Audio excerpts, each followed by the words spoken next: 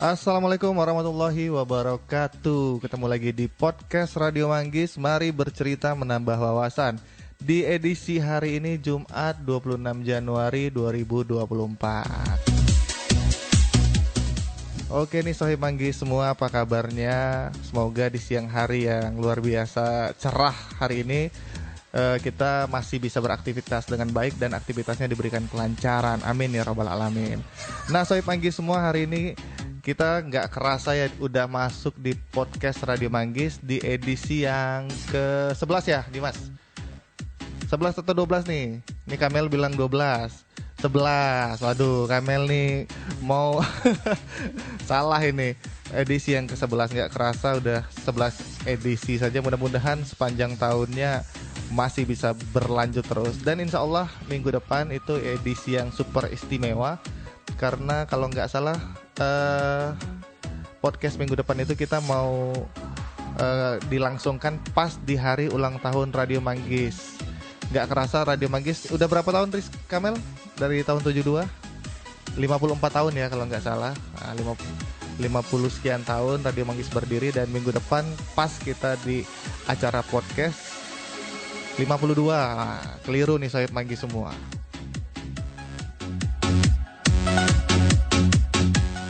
Oke, hari ini podcast kita nggak kalah seru. Kita sudah menghadirkan narasumber yang teramat luar biasa. Namun Mas Pri mau kasih sedikit pengantar terlebih dahulu. Kenapa podcast hari ini dianggap penting? Karena baru-baru ini kita semua menghadapi kondisi yang memprihatinkan.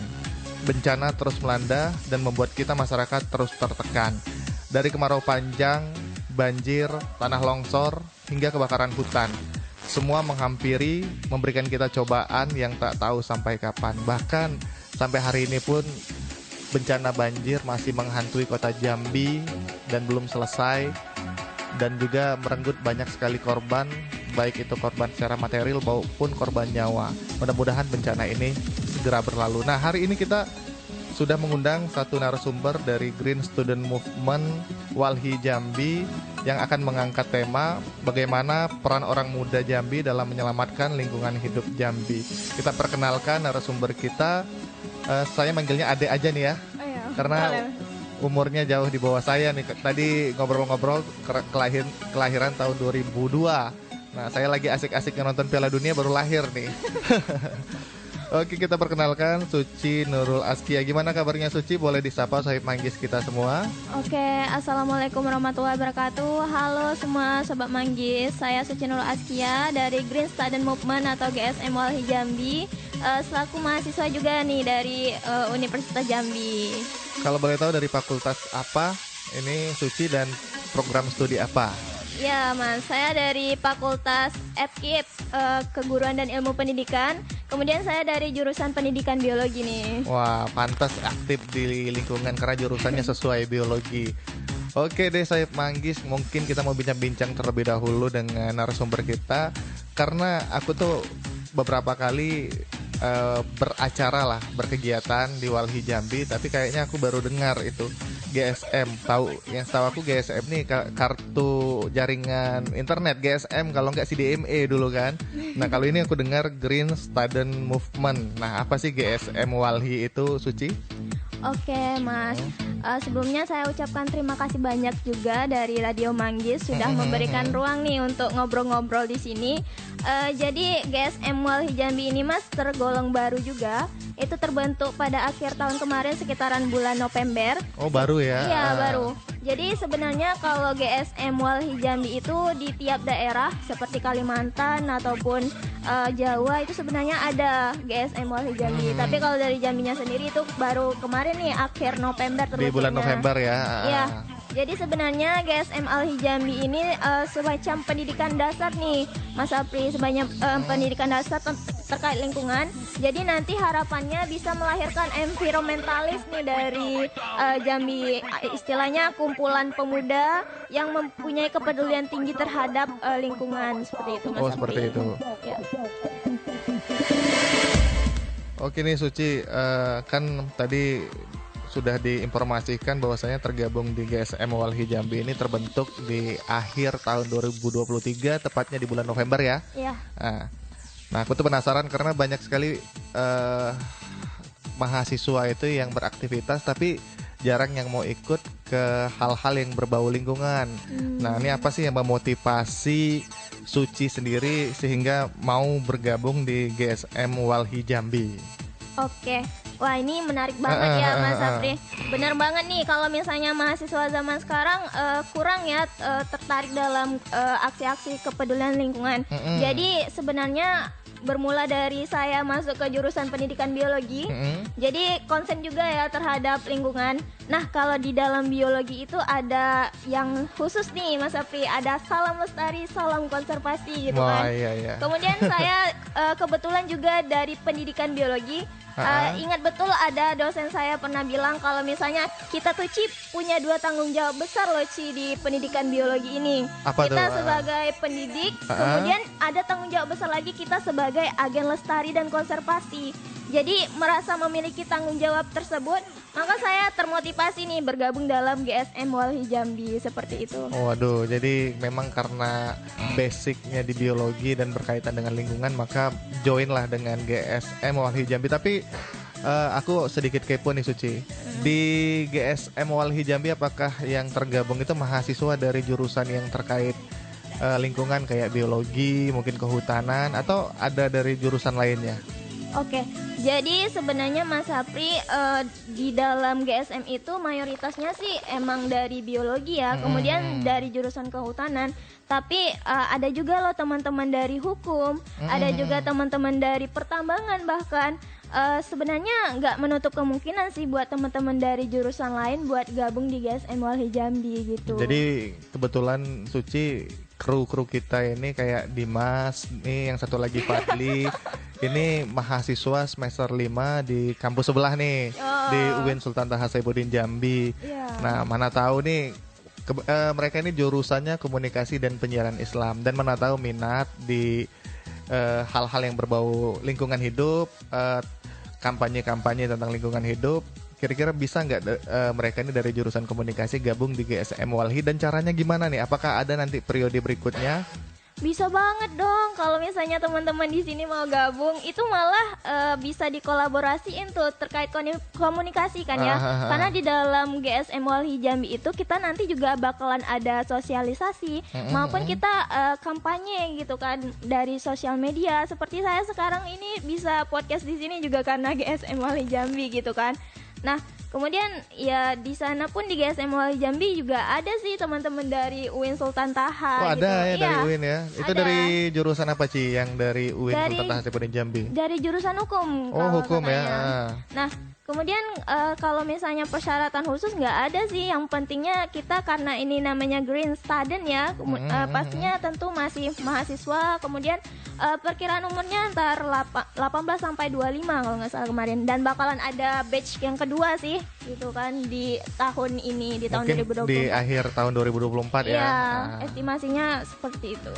Dan satu lagi nih Ci, kayaknya biar rame nih mahasiswa yang ikut gabung di Green Student Movement atau GSM Walhi Jambi, mungkin boleh diceritain sedikit apa saja sih kegiatan yang dilakuin di GSM Walhi ini? Oke, jadi sebenarnya banyak banget sih kegiatan produktif ya menurut pendapat saya di GSM Walhi Jambi. Yang tentunya di dalam GSM Walhi Jambi itu seperti yang saya sebutkan tadi ada kampanye. Kampanyenya itu dalam bentuk road to school atau kampus. Nanti bakalan ada sesi sosialisasi gitu deh sama adik-adik SMA terkait pentingnya turun ke menjaga sekolah ya. Ya. Kemudian yang kedua itu ada konsolidasi juga. Nanti bakal kami undang teman-teman yang dari UMKM ataupun teman-teman dari komunitas-komunitas lain, terutama Mapala yang ada di Jambi. Nanti bakal ada edukasi gitu. Kemudian yang terakhir itu ada acara puncaknya nih Mas Sapri, pada bulan Maret itu ada festival gitu. Festival apa tuh? Festival anak muda nih terkait pentingnya menjaga lingkungan. Nanti bakalan ada semacam deklarasi gitu deh tentang kepentingan kita menjaga lingkungan gitu kan. Oke, nih saya panggil semua nih yang masih duduk di bangku kuliah nih, bisa banget gabung di GSM kalau memang peduli terhadap lingkungan, karena hari ini tuh anak muda jarang sekali yang yang peduli terhadap lingkungan, padahal yang menikmati kita nantinya, menikmati lingkungan hidup. Oke, saya Manggis, kayaknya ada satu jeda iklan dulu yang mau kita dengarkan sebelum kita lanjut ngobrol yang asik banget dengan narasumber kita. Kita dengarkan dulu satu jeda iklan berikut ini.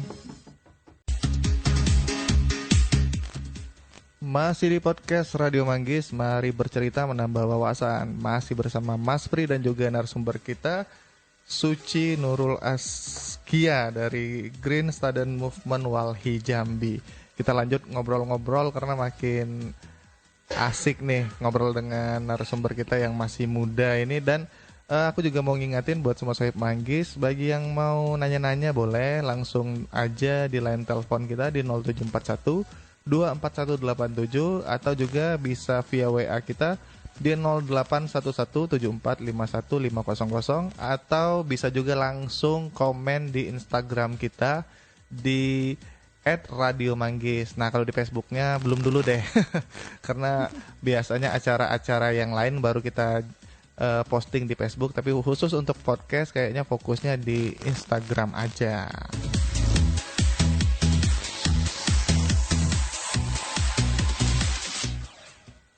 Oke nih, kita lanjut ngobrol Suci ya. Ya, boleh.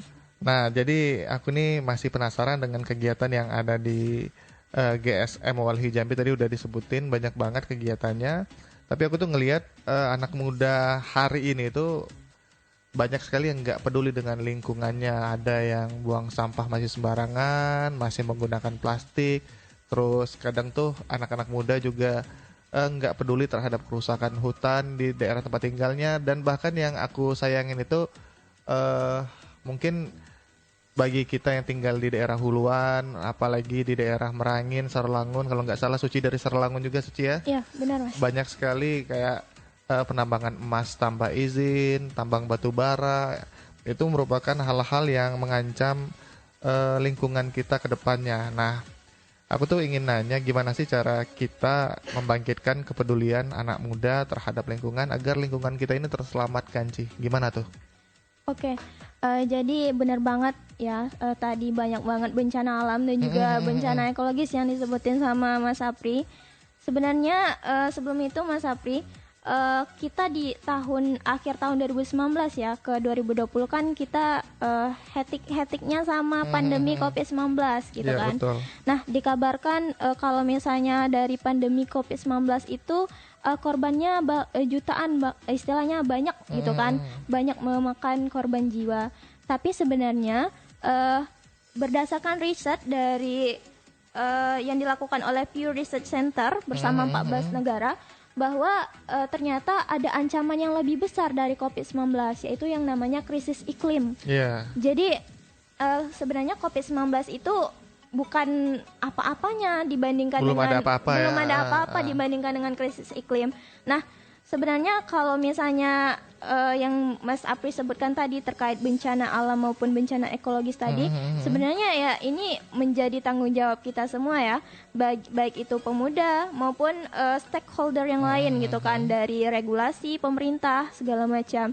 Nah, sayang banget kalau misalnya nanti bencana-bencana ekologis itu yang menyebabkannya itu dari anak-anak muda gitu kan. Seharusnya kita loh yang harus memberikan inovasi, kita yang harus ikut berkontribusi, melakukan gerakan-gerakan terkait aksi kepedulian terhadap lingkungan gitu teman-teman. Jadi apa yang bisa kita lakukan sebagai orang muda, dan kenapa sih juga harus orang muda gitu kan? Ya balik lagi kalau misalnya beberapa tahun selanjutnya kan nanti dunia ini kan ada di tangan kita, generasi muda gitu kan. Kalau misalnya bukan kita ya siapa lagi teman-teman. Jangan nanti kita mewariskan bencana alam, jangan nanti kita mewariskan bencana-bencana ekologis tadi ke generasi yang selanjutnya gitu kan. Nah, kemudian hal apa sih yang bisa kita lakuin?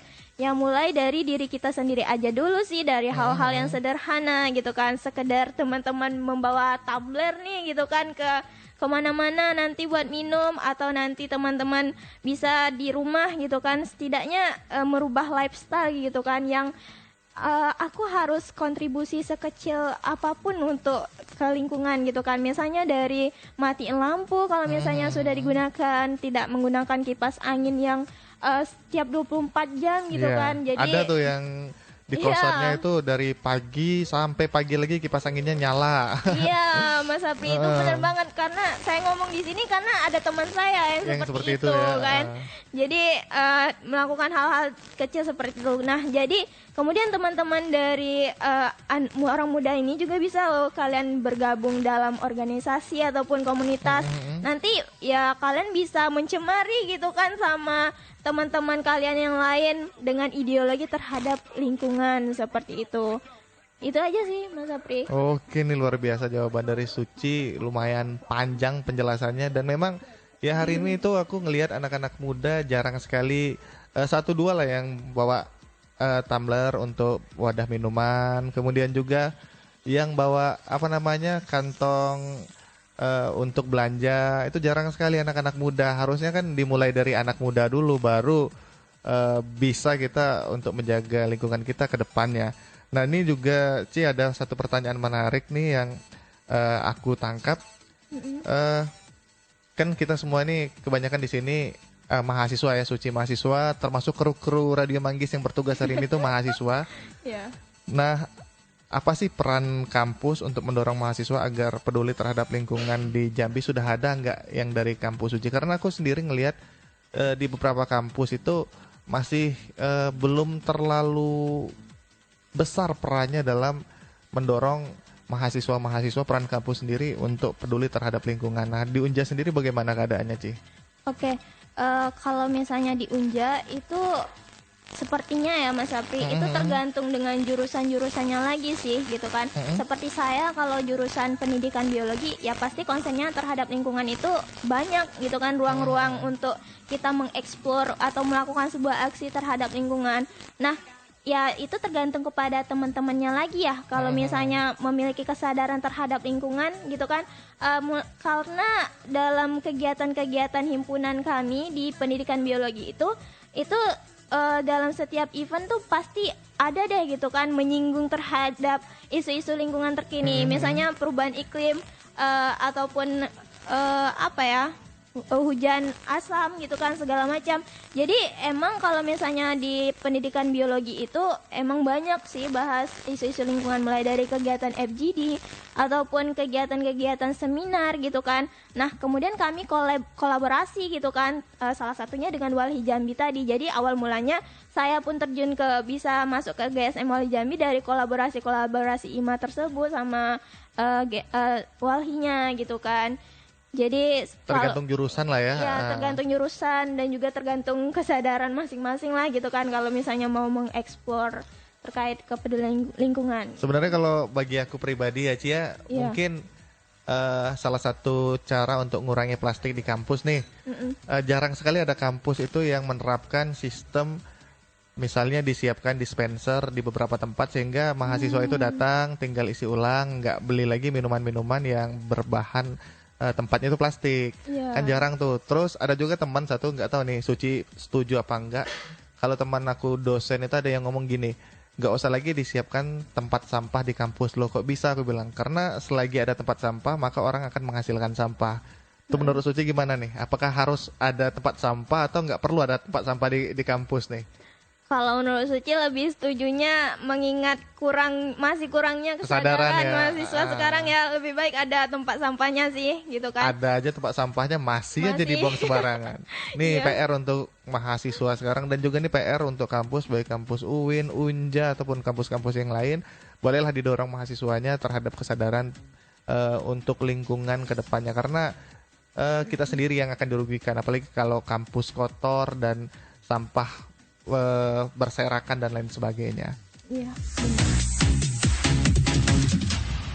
Oke, ini makin asik ngobrol dengan Suci, tapi dari tadi kita bahas seputar kampus, seputar GSM, kita senggol dikit masalah hal yang baru-baru ini terjadi di kayaknya seprovinsi Jambi lah nih. Banjir nih. Nah, di kampung Suci sendiri kan kena banjir kemarin, Suci? Iya, kena. Rumah saya pun kena. Kena, Masya Allah. Nah, ini kan kalau bicara tentang banjir, gimana sih isu lingkungan yang lagi ramai itu kan masalah banjir. Menurut Suci sendiri ini memang banjir ini masalah alami yang tidak bisa teratasi atau memang Tuhan ngasih hujan sebesar-besarnya, air yang sudah kelewat batas segala macam, atau memang ada dampak dari perilaku kita sebagai manusia sehingga banjir ini bisa terjadi dan mengakibatkan banyak rumah yang terendam. Itu gimana nih menurut Oke. Suci? Menarik banget nih Mas Apri.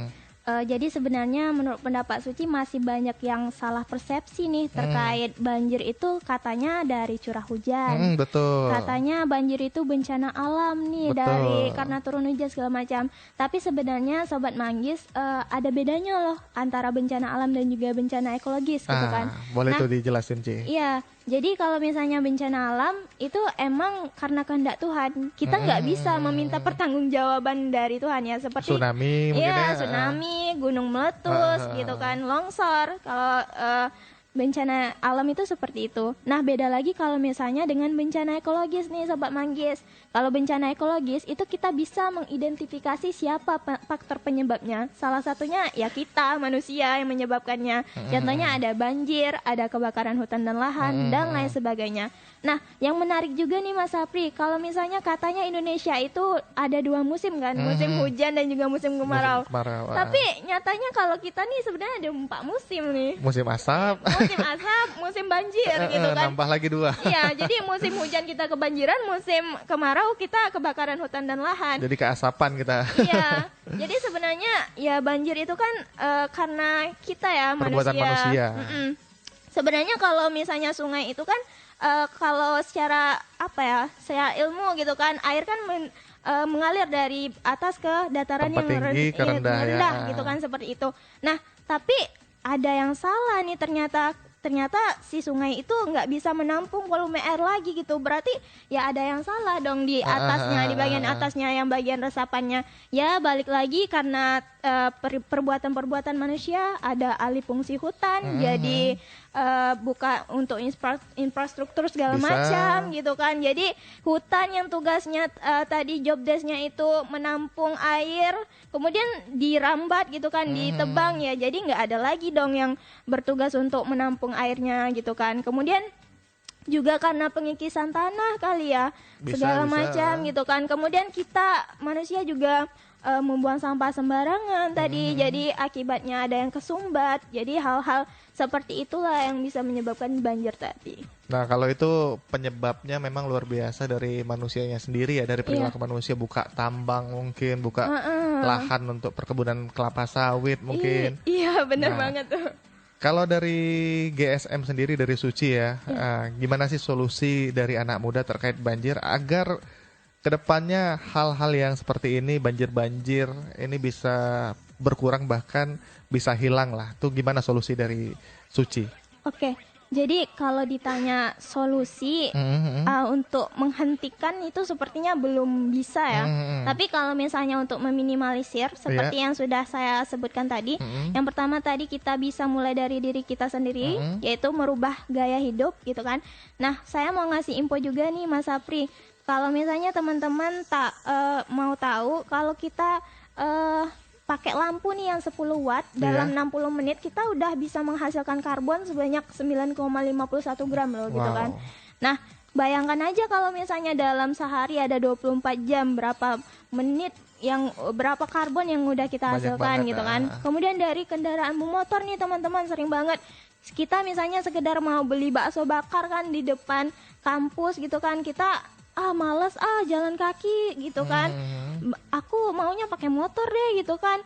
Nah, padahal dalam 1 kilometer itu aja kita udah bisa ngeluarin karbon sebanyak 100 gram loh teman-teman gitu kan. Nah, nanti bisa-bisa kalau di akhirat bukan nanya malaikat tuh nanya dosa apa ya, sholatnya berapa gitu kan, berapa banyak karbon yang berapa karbon yang kamu hasilkan gitu kan. Nah, jadi kemudian dari diri kita sendiri udah merubah lifestyle, kemudian kita bisa nih ikut organisasi, kita juga bisa melakukan sosialisasi dengan masyarakat melalui organisasi tersebut gitu kan. Kemudian yang terakhir nih, kita bisa mengkampanyekan gitu kan, ikut melalui sosial media gitu kan, jangan buang sampah, hal-hal sesederhana seperti itu udah bisa kita terapkan. Oke, menarik nih saran dari Suci, luar biasa. Mudah-mudahan bisa didengar oleh kawan-kawan anak-anak muda yang ada di seantero Jambi lah, bahkan yang lagi dengerin Radio Manggis nggak hanya orang tua, semuanya bukan hanya anak muda, orang tua juga bisa didengarkan saran-saran terkait bagaimana cara kita agar lingkungan kita terselamatkan. Sebelum kita lanjut lagi, kita dengarkan dulu satu jeda iklan yang mau lewat berikut ini.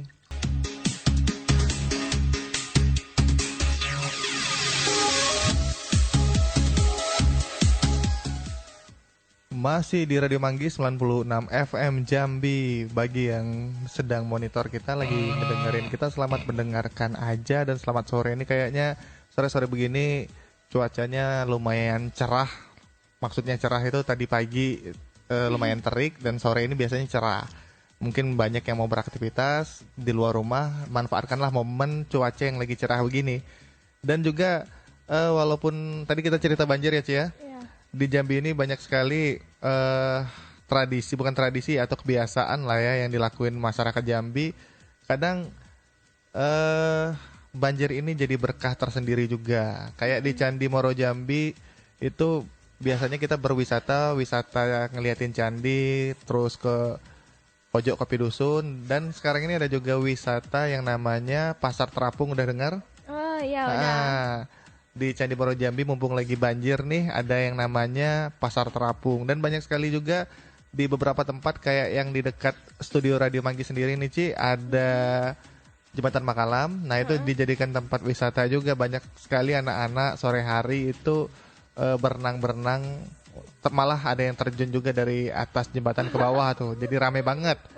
Tapi kita juga mau ngingetin buat Sohib Manggis semua, kalau lagi banjir begini, apalagi yang tidak bisa berenang, karena baru dapat informasi juga beberapa hari yang lalu ada salah seorang siswa di SMA Negeri 7 Kota Jambi, tepatnya di seberang Kota Jambi, itu tenggelam dan meninggal dunia ya, Fat ya? Kabarnya iya, meninggal dunia. Nah, makanya kalau lagi banjir seperti ini, kita harus sadar dengan kondisi diri kita bisa berenang apa enggak. Dan juga jangan disamain Sohib Manggis. Berenang di kolam berenang itu beda dengan berenang di sungai. Kadang banyak yang nyamain, aku bisa berenang kok, akhirnya berenang di tempat yang di tempat banjir, di sungai, akhirnya tenggelam. Bahkan kemarin salah satu fans kita tuh Mama Inaya, sempat ada videonya juga, sempat keseret arus. Nah itu harus lebih hati-hati lagi kita ke depannya, Sohib Manggis semua.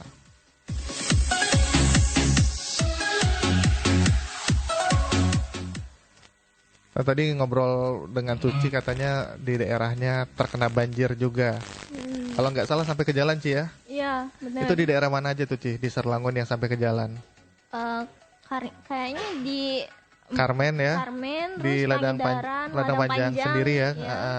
Luar biasa banjir tahun ini, kayaknya lebih besar daripada tahun-tahun sebelumnya dan lebih lama juga. Nggak tahu nih apa penyebabnya. Mungkin lagi-lagi gara-gara lingkungan yang semakin hancur kali ya. Dan bahkan di Kabupaten Kerinci dan Kota Sungai Penuh yang jarang-jarang banjir, akhirnya banjir juga. Nah, kita lanjut ngobrol. Mungkin dari tadi kita sudah cerita GSM Walhi. Mungkin pendengar kita tuh pada bingung, apa sih Walhi ini? Nah, Walhi ini sendiri mungkin Suci mau bantu ngejelasin apa sih Walhi ini dan di mana sih tempatnya. Boleh dong dijelasin.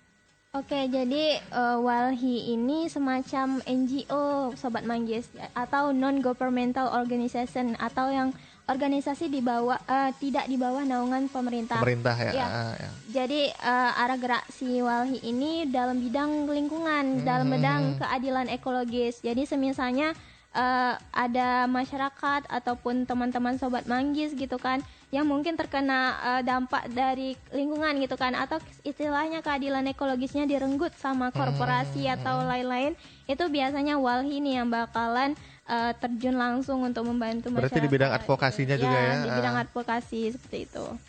Kalau kegiatan dari Walhi sendiri apa aja tuh, Ci, yang mungkin masyarakat biar tahu? Karena kebanyakan masyarakat tahu Walhi ini lingkungan. Apa aja sih kegiatan yang ada di dalam sana? Oke, sebenarnya Suci kurang tahu lebih dalam ya terkait bagaimana kegiatan Walhi ini. Tapi yang pastinya yang seperti Mas Pri bilang tadi di bidang advokasi, Walhi itu bergerak ke arah sana. Kemudian selain itu juga si Walhi ini juga terbuka banget nih teman-teman Sobat Manggis terhadap mahasiswa ataupun komunitas-komunitas pencinta alam. Kita mau ngadain konsolidasi di sana, kita bahas isu lingkungan. Jadi si Walhi itu nggak cuman tentang advokasi aja gitu kan di bidang yang di masyarakat maupun mahasiswa terutama itu mereka terbuka banget untuk melakukan diskusi gitu kan. Oh jadi kalau mau datang ke Walhi ini kantornya di mana Ci? Di dekat DIY Telanai, apa ya, daerah apa itu namanya? Daerah mana Kamel? Jalan TP Sriwijaya. Oh di daerah 16. Iya, daerah 16. Jadi nanti mungkin bisa lihat di Instagramnya aja. Kalau ada nih masyarakat kita atau pendengar kita yang mungkin merasakan wah aku kena dampak lingkungan atau ada konflik-konflik dengan perusahaan segala macam, mungkin bisa curhat dulu deh, bukan ngadu, bukan ngelapor ya. Kalau ngelapor ke pihak yang berwajib, tapi mungkin minta arahan mungkin bisa datang ke Walhi dan insya Allah kan biasanya itu akan dibantu ya. Iya, pasti mereka terbuka banget tuh sama masyarakat maupun mahasiswa. Karena memang banyak sekali kasus-kasus yang berkaitan dengan masyarakat dan pihak-pihak, nggak berani aku nyebutnya pemerintah, mungkin perusahaan-perusahaan lah dalam tanda kutip, konflik lahan segala macam. Karena yang kita rasakan sendiri pada hari ini, contohnya batu bara ya, karena polemik batu bara yang barusan terjadi, mungkin Sohib Manggi semua dengar, kantor gubernur kita kemarin mereka aksi akhirnya dipecahkan. Padli ikut kemarin, Padli enggak ya? Mudah-mudahan enggak. Nah, mereka ini kan aksi dan aksinya termasuk anarkis kemarin ya. Mungkin kalau cerita tentang batu bara jika dikaitkan dengan ranah kerusakan lingkungan yang ditinggalkan tentu banyak. Mungkin Suci lebih tahu dan boleh diceritakan agar para pendengar kita tahu apa saja sih dampak negatif dari batu bara terhadap masyarakat dan lingkungan. Oke Mas Sapri. Jadi sedikit nih yang Suci tahu mungkin dari batu baranya. Jadi batu bara ini teman-teman dari fosil. Fosil itu dari makhluk hidup, misalnya dari manusia, dari hewan, dari tumbuhan. Nah, kita itu makhluk hidup itu kalau misalnya nanti kita sudah menjadi jasad nih, bakalan ada karbon dioksida namanya. Nah, kan kalau misalnya muslim ya, itu kan kita dikuburkan kan di dalam tanah gitu kan. Nah, sebenarnya kalau misalnya karbon dioksida tadi atau fosil itu tadi bakalan nggak apa-apa kalau misalnya mereka tuh tetap di dalam. Tapi ini contohnya batu bara, fosil tadi yang itu kan udah ribuan tahun ya, atau jutaan tahun terbentuk. Mereka dikeluarin, dibongkar gitu kan, maka karbon dioksida tadi ya kerilis dong ke atmosfer. Jadi seharusnya tetap di bawah ya. Tetap di bawah seharusnya. Jadi ya karena hal tersebut kan itu malah mendorong yang namanya global warming kan ya. Global warming. Kemudian berlanjut lagi lah ke krisis iklim dan bahkan yang paling parah itu biodiverse collapse atau kehancuran biodiversitas gitu teman-teman.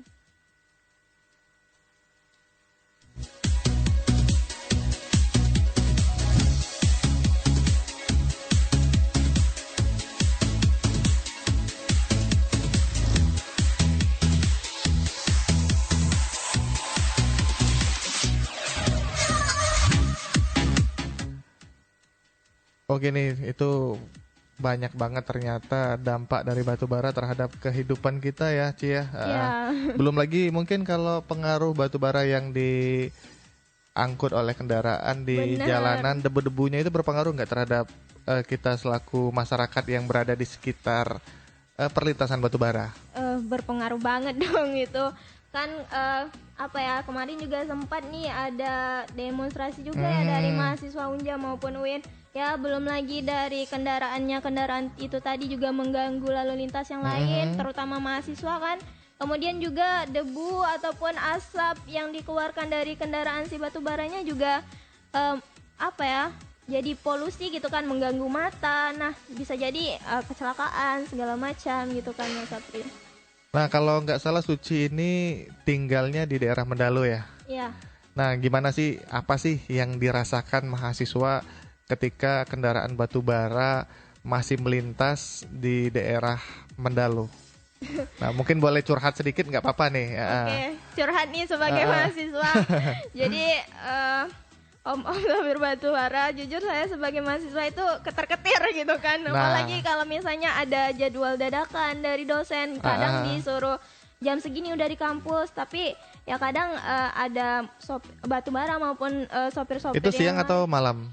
Siang gitu kan, bahkan kalau misalnya malam jarang sih, paling kalau misalnya malam tuh kami ada kegiatan-kegiatan kayak di organisasi gitu kan ya benar-benar itu sih menjadi kekhawatiran gitu kan. Tapi kalau siang ada juga kadang.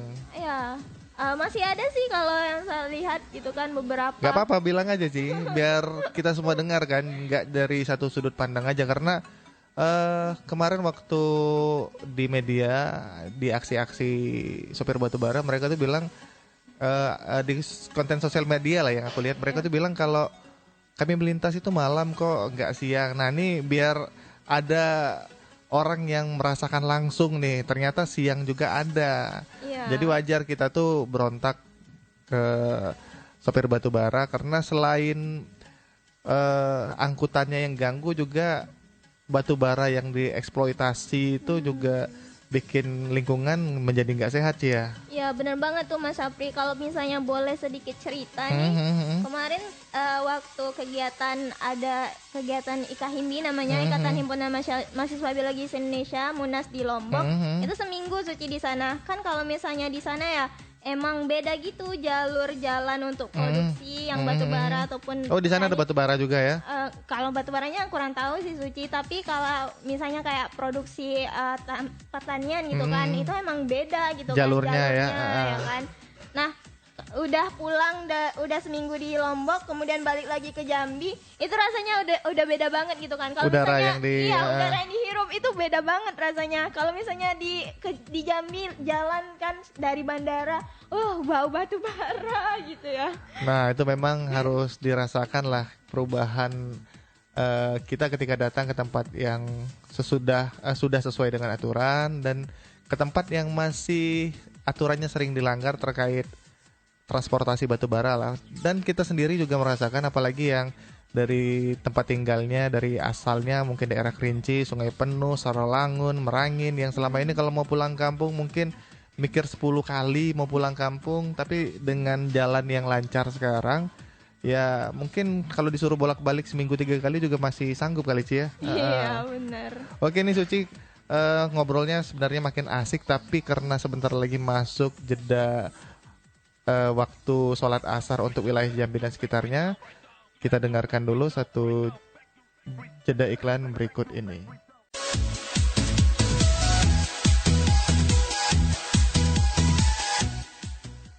Oke, kembali di Radio Manggis 96 FM Manggis Jambi. Nah, aku mau ngucapin selamat menjalankan ibadah sholat asar bagi yang menjalankannya. Dan aku juga mau ngingatin buat semua sohib Manggis, ada satu pesan lah ya dari Al-Quran, bahwasannya segerakanlah melaksanakan sholat ketika waktunya sudah masuk, karena nerakawil bagi orang yang melalaikan waktu sholat. Nah itu didengar ya Dimas, Kamel, dan juga Padli, jangan dilalaikan Padli, jangan asar dilaksanakan di dekat maghrib, nerakawil itu nanti Padli.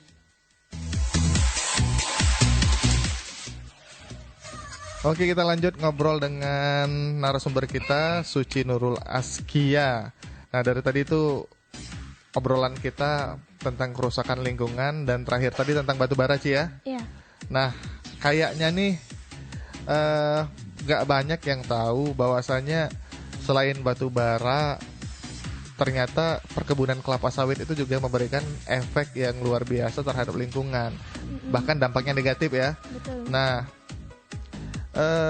karena sawit ini merupakan ranah perkebunan yang belakangan ini, mungkin 10 tahun atau 20 tahun belakangan ini, itu menjadi hal yang ramai ditekuni oleh masyarakat Jambi karena kebun sawit. Kalau kita datang kemana-mana pasti ada kebun sawit.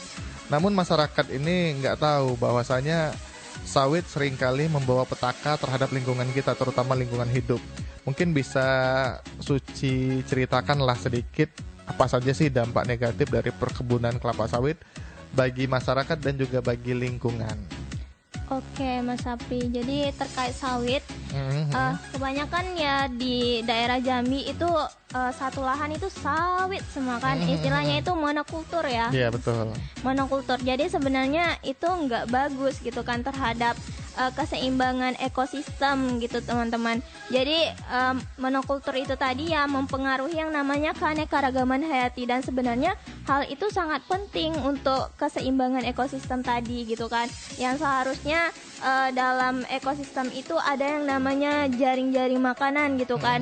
Jadi semisalnya ada salah satunya yang terganggu atau sistemnya yang terganggu, ya pasti itu akan berdampak semua dong ke ekosistem gitu kan, ke semuanya gitu kan. Jadi dampaknya yang lain, nah seringkali untuk membuka lahan sawit ini kan semua pohon-pohon yang lain nanti bakalan ditebang ya kan, dan bakalan diganti dengan yang sawit tadi. Nah itu tentu saja bakalan mempengaruhi penyerapan air gitu kan teman-teman. Karena si sawit ini kan kita tahu akarnya itu memiliki daya serapnya terhadap air itu tinggi gitu kan.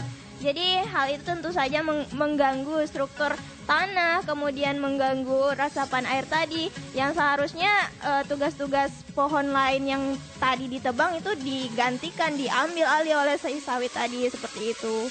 Bahkan mungkin karena saking banyaknya lahan sawit di Provinsi Jambi, itu juga sih yang mengakibatkan banyaknya hewan-hewan. Salah satunya yang sering kita dengar itu konflik antara gajah dengan masyarakat, harimau dengan masyarakat. Mungkin itu salah satu penyebabnya, Ci ya? Iya benar.